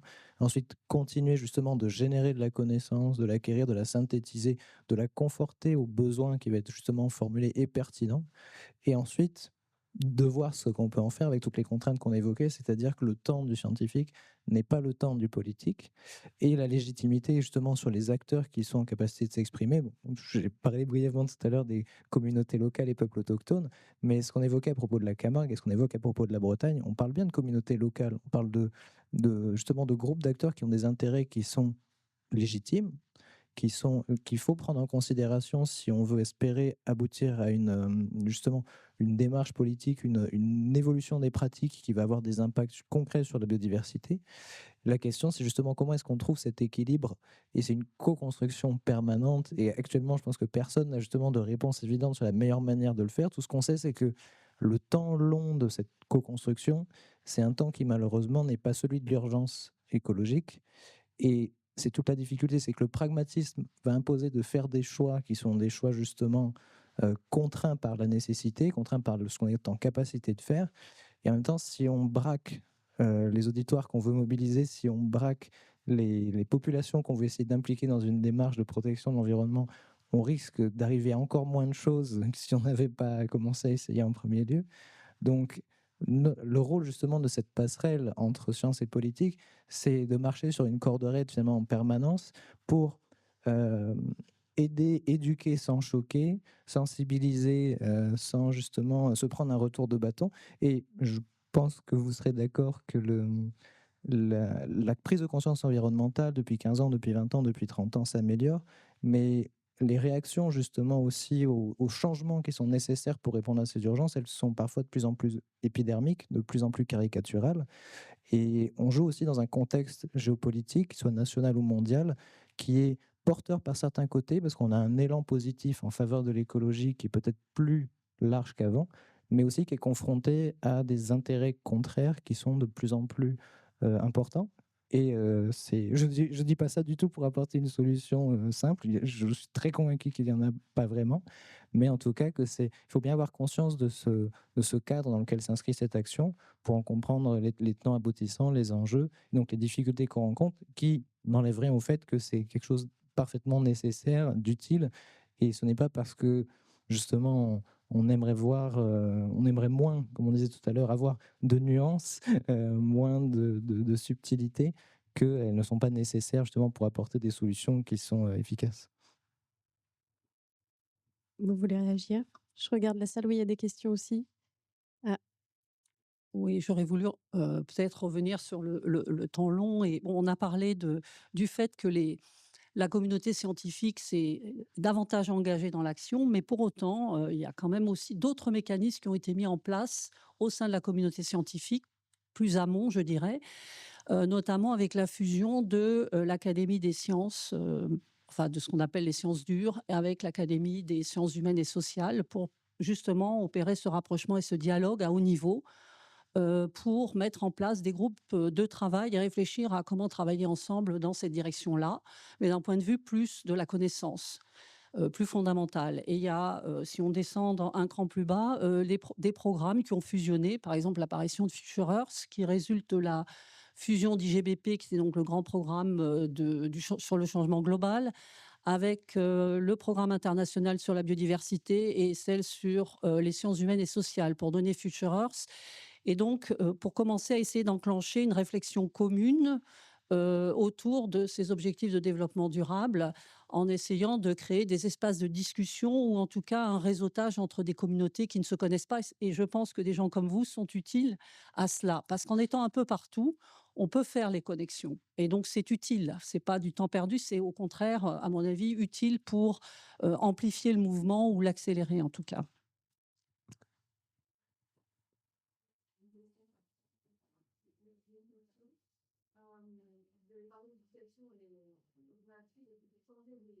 Les comportements, il faut comprendre et quand on pour se mettre en action, en fait et je pense que c'est aussi l'objet de tout ce qui est fait au niveau des programmes de l'éducation nationale dans les plus jeunes auprès des jeunes, de lieux comme ici à Océanopolis aussi, où on est vraiment dans la sensibilisation et du coup, j'étais très interpellée par, le programme de formation des hauts fonctionnaires dont vous parliez, tout à l'heure en début de table ronde et je me posais plusieurs questions. Est-ce que c'est, one shot ou est-ce que c'est quelque chose qui a vocation à vivre pour embarquer les nouveaux venus? Est-ce que, en amont de tout ça, les programmes, des formations initiales de ces hauts fonctionnaires évoluent aussi pour, intégrer, et embarquer dès le départ, en fait, ces sujets-là?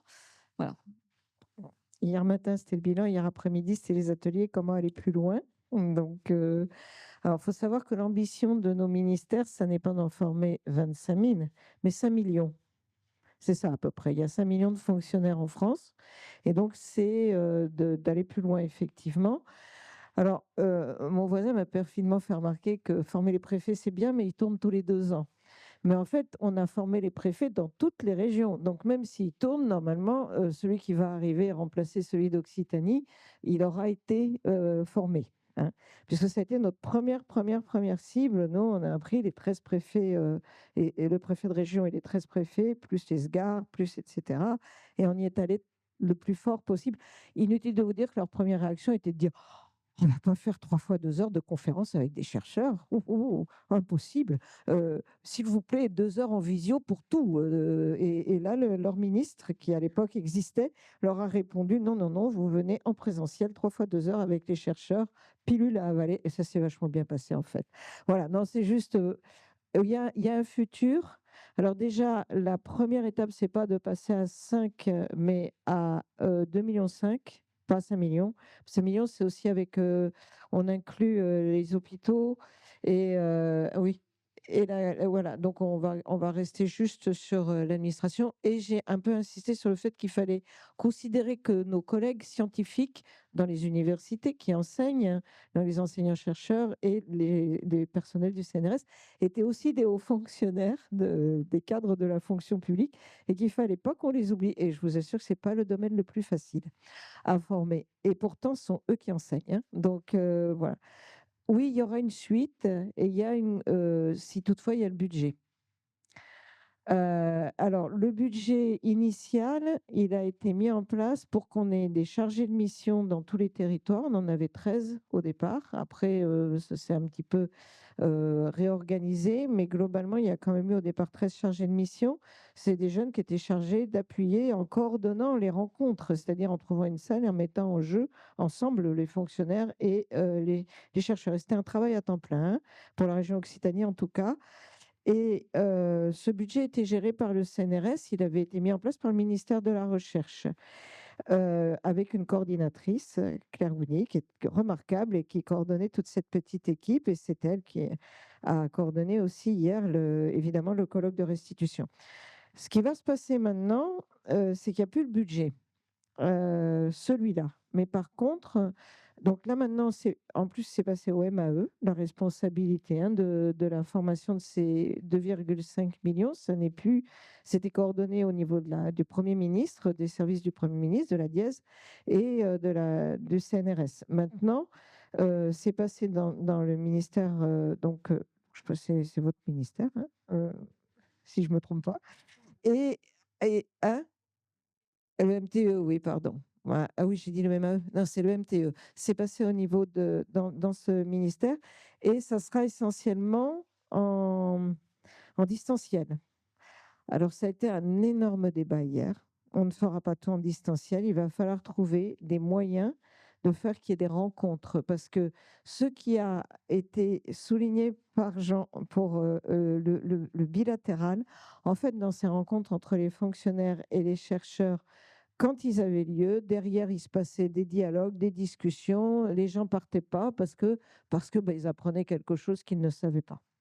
Et qu'il va falloir absolument qu'on soit capable de maintenir à un moment donné un dialogue entre les personnes fermées. Mais 2,5 millions en face de très très peu de chercheurs finalement, on ne sait pas du tout comment on va faire. Mais on l'a demandé. Et pour l'instant, on n'a pas été vraiment reçu. Et les programmes en amont, dans les formations initiales, est-ce qu'ils vont intégrer ces dimensions-là? Ah oui, oui, alors là, le rapport, parce que tout ça, ça vient du rapport Jouzel-Labadie, y compris la formation tout au long de la vie, donc celle des fonctionnaires. Tout ça, c'est les conséquences du rapport Jouzel-Labadie et en 2025, en première année en septembre, tous les étudiants de première année d'études supérieures ont une formation biodiversité ressources climat. Voilà. Et je l'ai vu se mettre en place il y a quelques années pour nous à l'université de Toulouse. Je ne savais pas trop pour Montpellier et là, c'est en train de se mettre en place partout. Voilà. Et c'est la loi. Peut-être juste un mot là-dessus pour dire qu'effectivement, c'est vraiment un sujet que le MTE prend au sérieux, prend en main aussi, avec la question de moyens, évidemment. Former 15 000 aux fonctionnaires, c'est pas la même chose que former 2,5 millions ou 5 millions de fonctionnaires. Donc, il faut trouver des moyens de le faire. Mais voilà, bon, j'ai pas, j'ai pas la solution là comme ça, mais en tout cas, ça a vraiment été identifié comme un problème réellement important. En fait, il y a un déficit de connaissances dans l'administration de ces sujets, donc il faut être relativement pragmatique. Et ce que tu mentionnais au sujet des formations dans les universités ou dans les écoles d'ingénieurs, c'est effectivement aussi très important. C'est quelque chose qu'on suit parce que c'est un travail de long terme. Voilà. Là, le déficit de connaissances, même de connaissances scientifiques des Français, on ne va pas résoudre ça en 2 secondes. Voilà. Comme il est 12h30, je propose qu'on prenne 2 dernières questions et puis qu'on laisse ensuite la place à la tribu du verbe. Merci. Effectivement, juste pour compléter le point d'avant, la semaine dernière, j'étais avec le directeur de l'ENSP, qui est la nouvelle, enfin, le nouveau nom de l'ENA, qui forme nos futurs préfets. Ils ont ajouté depuis cette année une 26e compétence dans leur cursus, qui est transition écologique. Donc, on voit qu'effectivement, tout ça, ça avance. J'avais une remarque sur la responsabilisation aussi des élus. Je suis aussi moi-même élu régional, et je pense que autant on a bien compris qu'il y avait tout ce qu'il fallait sur la connaissance, sur l'expertise. Et aujourd'hui, il me semble qu'au-delà même de la sensibilisation, il y a peut-être une responsabilisation des élus à avoir. Je me souviens avoir travaillé sur beaucoup de territoires où des élus me disaient, et notamment par exemple sur le littoral montpelliérain, où un élu me disait ok, d'accord, vos leçons sur le recul stratégique, etc., c'est intéressant. Moi, mon échéance, elle est dans 3 ans, dans 4 ans, dans 5 ans. Je me fiche complètement de ce qui va se passer dans 20 ans. Donc, je pense qu'on a une vraie responsabilisation à faire des élus. On l'a vu un petit peu avec la faute sur mer, où il y a des élus qui ont été condamnés pour un défaut de gestion et une prise de risque qui était jugée pas au bon niveau. Mais je me souviens aussi, y compris d'élus régionaux ayant voté à Strasbourg contre des lois sur la restauration des écosystèmes et sur la nouvelle loi sur la restauration des milieux naturels. Donc voilà, je pense qu'il y a un vrai travail de responsabilisation au-delà même de la sensibilisation. J'ai une expérience récente en février, j'étais à Bastia J'étais invitée à faire une formation, en fait, élus et collège et lycée. Donc c'était un petit peu tout le monde. Et non, en fait, j'avais pas les élus, j'avais les services, pardon. Et j'ai mangé avec les élus. Et alors, à Bastia, on arrive en avion. Donc j'ai atterri, ou en bateau, mais bon, j'ai atterri à l'aéroport. Évidemment, avec mes réflexes maintenant d'océanographe, je vois la côte, je fais ouh, l'aéroport, la ZAC, là, ils sont mal parce que c'est la plaine d'Aléria. Le niveau de la mer, dans très peu de temps, ils auront des questions à se poser. Et au repas, j'entends l'équipe municipale qui discutait. Moi, alors sur l'économie, machin, etc. Alors moi, au bout d'un moment, avec ma petite voix, je leur fais, oui, bah, quand même, il faudrait peut-être commencer à envisager que la ZAC et puis l'aéroport, vous allez avoir des difficultés. Ils me font, oh, mais ça, c'est pour les suivants. Je vous assure, je vous le jure, ça c'est pour les suivants. Et ça, c'est terrible d'entendre ça. Je n'ai pas pu leur dire, vous allez être... Je savais plus, j'avais plus de voix. Effectivement, c'est un vrai sujet. Après, enfin, et je défends personne, mais ils sont aussi élus pour un mandat et ils sont jugés à la fin sur la mise en œuvre de ce projet, pardon. Ils sont élus sur un projet. Et je pense que ça peut pas se faire sans qu'il y ait aussi une prise de conscience de l'opinion publique. C'est-à-dire d'accepter qu'à un moment donné, ben oui, effectivement, il y a ce point-là, c'est pas maintenant, c'est plus tard. La solution, la décision, il faut la prendre maintenant. Elle est peut-être douloureuse, mais enfin, on le voit très bien sur le changement climatique. Tout le monde est d'accord. On va à la catastrophe, oui, mais ok. Et, enfin, l'exemple que moi je trouve que j'illustre souvent ça avec un exemple qui est les travaux qu'on peut faire dans une ville. On les fait jamais à la fin du mandat. On s'organise pour que les élections se tiennent pas en plein milieu du chantier parce que voilà, on sera jugé là-dessus. Voilà, c'est la même chose. C'est-à-dire qu'il faut qu'on jongle avec ces aspects-là. Et c'est un élément essentiel, mais encore une fois, il y a une conscience et une responsabilité collective et chacun, en fait, il faut qu'il y ait cette prise de conscience en disant OK, c'est ça, ça m'embête là, c'était pas tout à fait ce qui était prévu, mais je vois l'élément enfin les effets dans quelques années, ce sera peut-être pas moi, mais mes enfants, et on le voit à tous les niveaux sur plein de sujets. Donc encore une fois, il y a ce travail collectif et l'éducation, enfin la sensibilisation, hein. Vous évoquez ce qui se faisait avec l'éducation nationale. En fait, je vends assez mal nos affaires, mais on prend sur ce point-là, on travaille avec Océanopolis depuis quoi 5-6 ans. On fait à l'automne c'est comment on appelle ça je sais même plus. Enfin, on forme des instituteurs pendant 2-3 jours sur les questions, en fait, de la même chose, mais avec des instituteurs, des profs, sur les questions du milieu marin. Et on appelle ça campus d'automne, je n'ai plus l'intitulé. Et donc, voilà, merci. J'ai honte, j'ai même pas le bon intitulé. Mais voilà, on mène plein de petites actions et ça vient en complémentarité. Voilà, tout le monde doit faire un petit peu. Dernière question, Jean Gelbert. Oui, merci. Oui, moi, je suis et en lien avec cet dernier échange, je suis frappé depuis ce matin des 2 tables rondes par la grande convergence, en fait, de diagnostic, d'analyse et puis on voit que ce fameux continuum humain, c'est celui-là qu'il faut activer, j'aime bien ce terme de passeur de frontières et pourtant, ça se passe pas. Je veux dire, l'alchimie marche pas et on voit qu'il manque un catalyseur et j'étais intéressé par le témoignage, de la région Bretagne qui dit: «Le catalyseur d'une politique publique, ça a été l'événement catastrophique». Et pareil au niveau national, Xintia a complètement changé la doctrine en matière de gestion intégrée du kétote, et cetera. Donc ma question, c'est est-ce qu'on est condamné à attendre la prochaine grosse catastrophe ou est-ce qu'on peut trouver un autre catalyseur qui vienne activer tout ça? Alors, je ne vais pas prendre l'exemple du changement climatique, je vais prendre l'exemple de la pêche, du chalut. Un vrai sujet. Là, il y a un gros silence. Qu'est-ce qu'il va dire là-dessus? Est-ce qu'il aura droit de retourner dans sa collectivité après ou pas? Enfin, je ne sais pas. Je verrai. Mais en tout cas, il y a des sujets tabous. Il y en a d'autres. Mais en fait, aujourd'hui, on est dans une approche un peu binaire. Bien, pas bien. On voit, ça monte des deux côtés. Pas de sujet.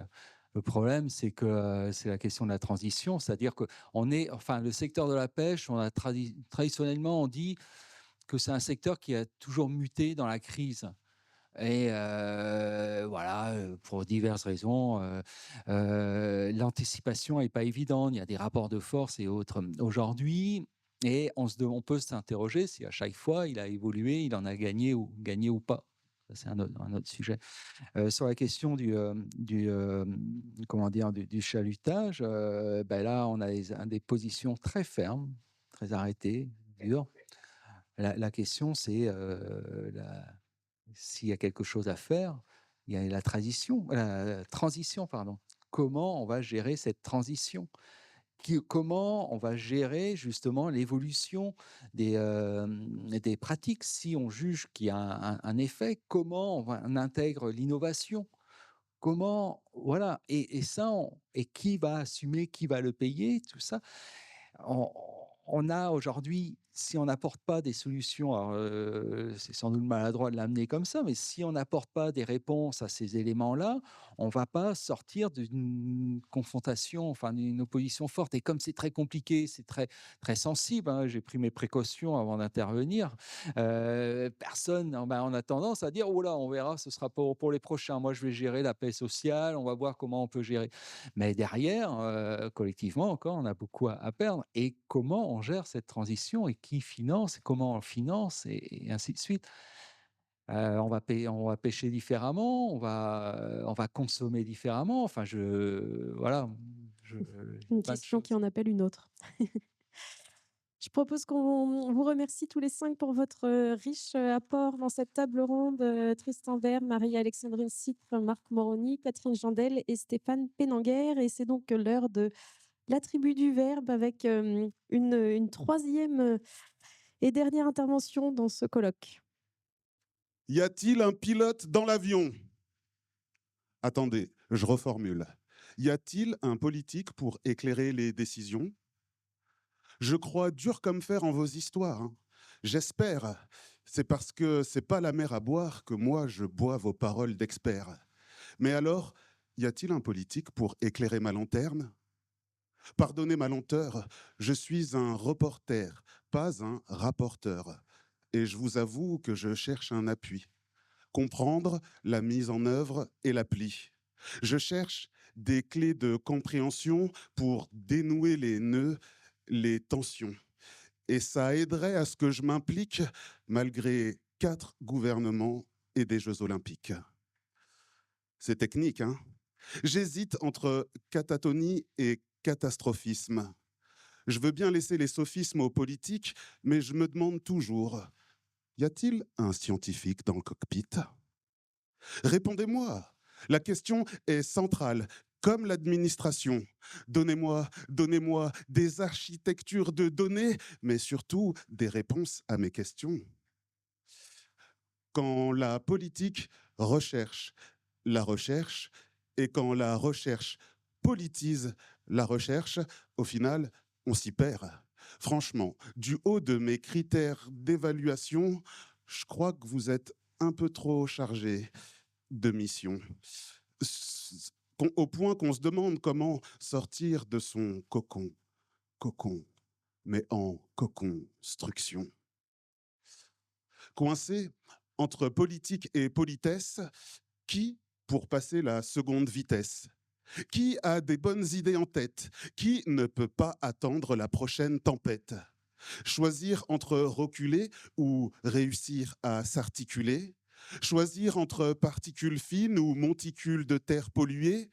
Ou prier pour son projet d'étude d'espèces endémiques? Ou, comme au rugby, imaginer un aka académique? J'espère que vous êtes prêts pour le décollage. Il s'agit de faire réagir l'élu sans racolage. Entre système d'alerte et d'archivage, une idée visionnaire est incomprise sans visage. Alors, y a-t-il un pilote dans le Canadair?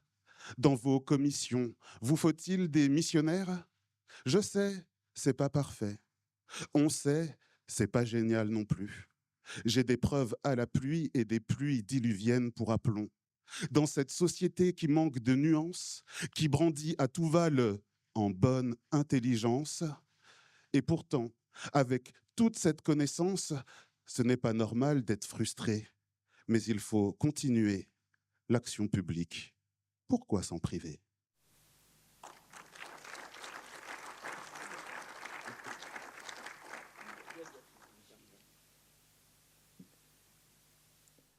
Éclairez-moi. Je me mélange dans les lettres. A, B, C, D, E, F. Je n'ai pas la ref et me sens plus élève que maître. Éclairez-moi. Du national au local, où mettre la focale, comment briser le bocal de mon art vocal. Éclairez-moi. Entre toutes ces plateformes, ces milliers de normes, ces signaux d'alarme, ces nouvelles interfaces, je m'égare et me gourre. Alors éclairez-moi. Scénario du modèle, effet que l'on module, synergie qu'on impulse, énergie qui nous propulse. Je me perds dans ce que l'on dénombre et suis dans tous mes états membres. Éclairez-moi. En appui des politiques, ne pas suivre les pales éthiques, délaisser les fonctions qu'on prête pour une action concrète. Éclairez-moi. Tant de choses à traiter, tant de causes à aider, tant de monstrueux chantiers à faire et comment viser plus haut aux fonctionnaires. Éclairez-moi. Des modèles Grenelle, des modules formels, ce que l'on peut faire, ce que l'on peut dire entre pouvoir réglementaire et vouloir un changement d'air, trop souvent on divague. La situation reste de crise et l'on peste de si peu de prise dans le contexte actuel. Que de frustration factuelle où l'on se démène âgé comme jeune. Alors, éclairez-moi. Entre savoir-faire et faire savoir résonnent des tonnes de solutions sans vraiment de bonnes décisions, parfois dépassées, souvent déphasées, sans savoir qui va payer, qui va gérer. Alors, éclairez-moi. Co-construisons, bâtissons, décidons, agissons avec une décennie pour décimer le plastique, réinventer, réagencer, réimpulser le féerique, plonger au corps de la complexité pour le binaire enfin délaissé, remettre de la nuance, réinjecter de la confiance, construire avec, délaisser l'échec, ne pas éluder ni se moquer, mais éduquer sans choquer. Même si cheviller au temps long, c'est Achille et son tendon, alors qu'il faudrait agir vite car la catastrophe n'est plus à prouver. On parle ici de vie qu'il faut sauver. Et cela, nous l'avons bien compris. Ces journées nous l'ont bien dit. Oui, les tables étaient rondes, les intervenants carrés, mais pour demain, rien de géométrique. Tout reste à mettre en pratique, avec pour tout horizon seulement ces 3 points. Ces 3 points de suspension.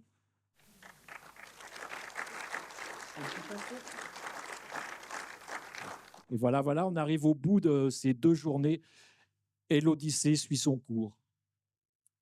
L'Odyssée de l'Odyssée en mots tissés de poésie. L'Odyssée de l'océan sur nos rivages opérants. L'Odyssée de nos horizons adossés à nos pollutions. L'Odyssée de nos idées pour toute vie préservée. L'Odyssée de nos cités accusées de cécité. L'Odyssée de nos visions orchestrées en réunion. L'Odyssée de la décennie, celle qui se dessine ici. Une Odyssée bien décidée à changer nos destinées. Une Odyssée. Un beau récit. Une Odyssée. Une utopie. Une Odyssée. Un brin de folie. Une Odyssée, une autre issue. Une Odyssée, un audit sûr. Une Odyssée pour l'auditoire. Une Odyssée pour y croire. Une Odyssée endossant un peu d'espoir. Et l'on dit ça de l'Odyssée, mais que fait-on de cette ode hissée à nos frontons? Et l'on déçoit si l'on ne fait rien, donc pas d'autre choix. Agir pour demain. Merci.